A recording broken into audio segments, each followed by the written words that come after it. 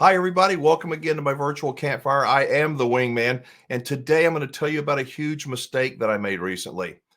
And I'm going to tell you that at the end of the video, but I think it's important to acknowledge our mistakes and assess how did we make those mistakes and what adjustments can we make to move forward. And it does have to do with this channel and the videos that I'm making. So again, that's going to be after I talk about the economy. I like to do a lot of reading and I scan lots of different sources. I saw in the LA Times recently a story that as a pet owner and pet lover, it's just sad. And this is going to all tie together, I think. So bear with me. It says we're inundated, animal shelters overflowing across the US. In the lobby of the Inland Valley Humane Society SPCA shelter in Sonoma, Nicole so-and-so gestured towards a row of kennels erected a few months ago to house an influx of stray cats. In another area, pop-up crates for dogs were stacked on wheels. To Bressolini, the lady, the president and chief executive of the shelter, it was more evidence of the flood of animals coming into the facility since the COVID lockdown. We're inundated, she said, of her organization, which provides shelter services for a dozen cities in the region. We've never had kennels in the lobby for cats. I'm seeing this everywhere. I tried to get an animal that, accepted by a shelter, an animal that I had found not long ago. And the shelter said, hey, you got to get on a waiting list to get in. And now it's even worse.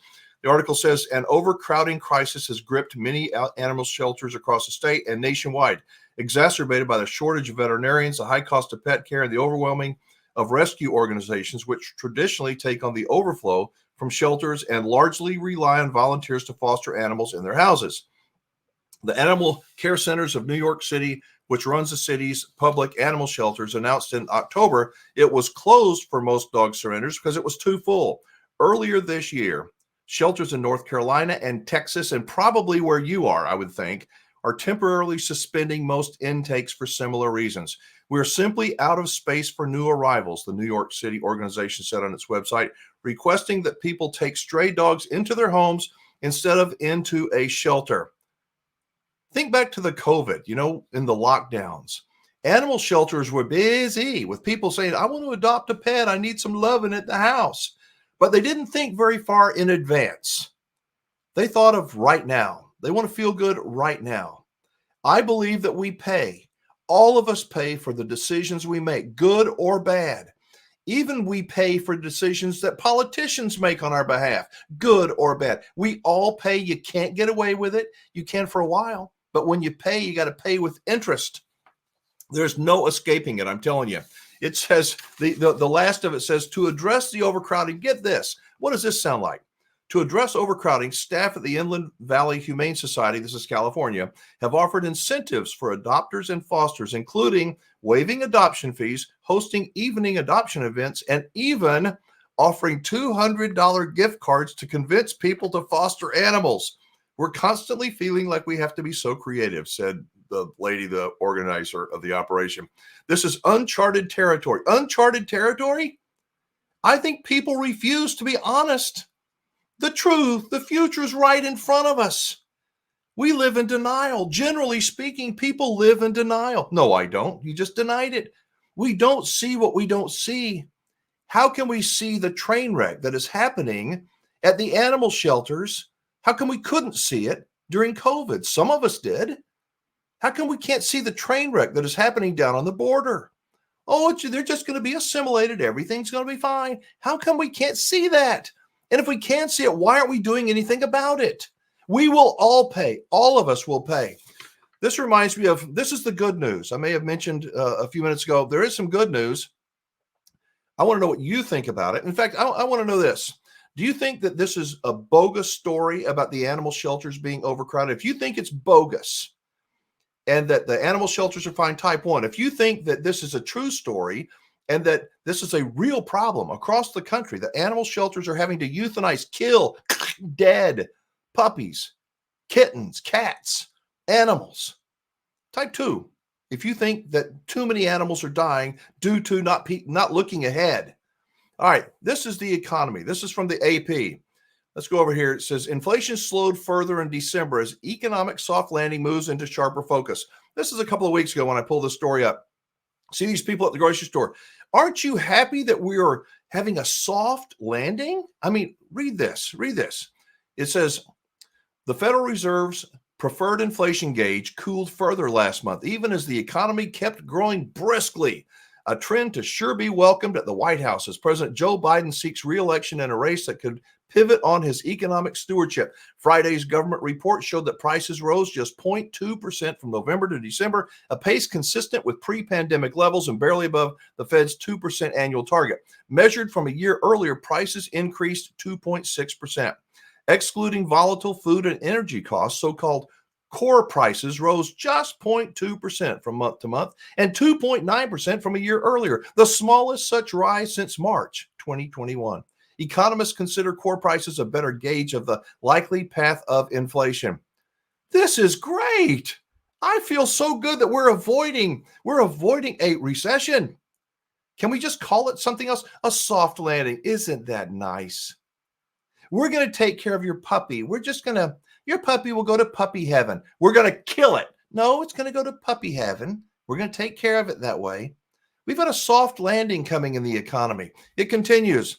The latest data suggests that the economy is achieving an elusive soft landing. Oh, thank you, Lord, in which inflation falls back to the Fed's target without a recession. That outcome could make it easier for the Fed to consider cutting its key interest rate, which it raised 11 times since March 2022, to attack inflation. Higher interest rates have throttled home sales by raising the cost of borrowing. Businesses have also chafed under the higher borrowing costs.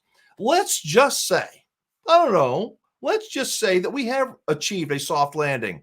Are the prices going down for you? Are the prices you pay for groceries going down for you? I had a flat tire change the other day. Get this. Now, yes, it was at the dealer. Had a road hazard blowout, had it in the trunk. It didn't cost anything except the labor. Guess how much it cost? I was stunned. Now, it was covered under road hazard. The tire was replaced. $54.75. What, Mr. Warren? That's just the going rate. Man, I feel good about this soft landing. Do you feel good about the soft landing? If you feel good about where we are going with this economy, type 3. You feel like we're going down the tubes, type 4. $54.75 to fix a flat tire, just to put a new tire on it, stick it back on the car. $54.75. I think it's insane. And let's just say that interest rates really do come down. The Fed drops them back down. Most people I know are maxed out on credit, especially the young people. They can't afford to buy a house. Their car payments are $700 to $1,000 a month. Even if interest rates come down, what's going to happen? The economy is stalled. It is stagnant. But we're supposed to believe that we have achieved the elusive soft landing the Fed has worked on. On Thursday, a government report showed the economy expanded at a surprisingly strong 3.3% annual pace in the final 3 months of the year. Solid consumer spending propelled the growth, with capping a year that had begun with widespread expectations of a recession, but instead produced a healthy expansion. I'm not going to go on with this story, but I want to know what you think. If you think that the economy, we are really poised for a rebound. This is great, type 3. If you think that this is total hogwash, we're supposed to just believe the smoke and mirrors, the elusive soft landing to avoid a recession. If you think it's a bunch of BS, type 4. I really do read these comments. I really do care about people. I care about the puppies. I want the truth. When we fail, when we refuse to look at the obvious that is right in front of us and do nothing about it, what does it say about us as human beings? What are we doing for the future? I live in San Antonio, Texas, down close to the border. I see things that most of you won't see. I have opinions that most of you may not have because I've seen things firsthand. I see it every single day. How can we ever expect the people in Washington, D.C. that are up in their ivory towers, insulated from all the problems that you and I have to deal with, how can we expect them to make the right decisions? They fight about everything. They want us to fight about everything. They want us to just shut up, be pleased that we've achieved the elusive soft landing to avoid a recession. So the next time I go to the grocery store, I'm going to say, boy, I'm so happy. It could be worse. And my problem is I kind of think it's going to get worse. If we don't attack the problem, and it's going to be painful. I don't have all the answers, but I know the answer isn't doing nothing. It isn't just keep adopting pets and let them make babies and, oh, you know what? I don't want them anymore. Throw them out on the street. It's not just keep the border open. Let the people come on in. They're offering what? What did it say? $200 gift cards if you will foster animals at your house. Wait till the government, wait for it. Wait till the government says, you know what? We're going to pay you to take in some of these undocumented future voters. You don't think it's going to happen? I think it's going to happen. They're going to pay us. And if they don't pay us, they may tax us. If they think we have too much money, they want as much as they can get without killing us. The problem is we are going to revolt. We are. But the media is going to take people like me, and I'm not trying to talk politics. They don't want us to tell the truth. There's no problem at the border. There's no problem with that thing that they forced people to get. And then when you ask about it, then you get canceled. Okay, that's enough of that. Now I'm going to tell you about the mistake I made. I started doing this, these to help the dealers that I work with in the RV Dealers I Trust network.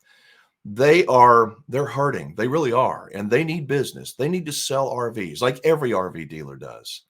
And so what we decided, we are going to collectively put these dealer walkthrough videos together and put them in a place where you can go to one place and you can see walkthrough videos about new RVs, used RVs from multitudes of dealers.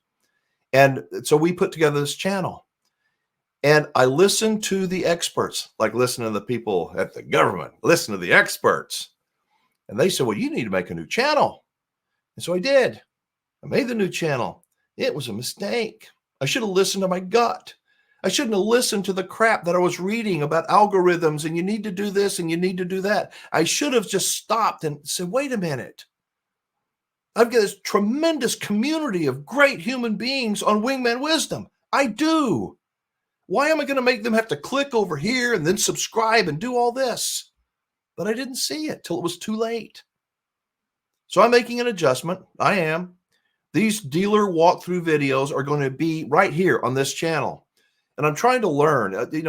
I'm an old guy. I don't like technology, but I know that we have to live with it. And if we can understand it, it can make our lives better. So we are going to be creating these playlists. And some of them, we're going to have one playlist for my monologues like this. We're going to have playlists for the dealers in the RV Dealers I Trust network. So you can go to PPL's playlist. You can look at all the used RVs they have for sale that are on that list. Go to Berryland. You can go to Cheyenne. You can go to RV Station.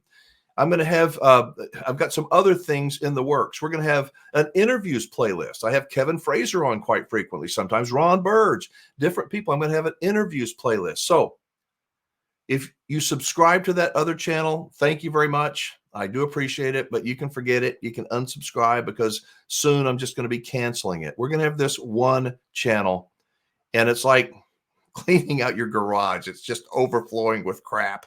I'm going to put the interviews in one place and PPL's RVs in this place and my monologues over here, where it's easy for you, hopefully, to find what you are looking for.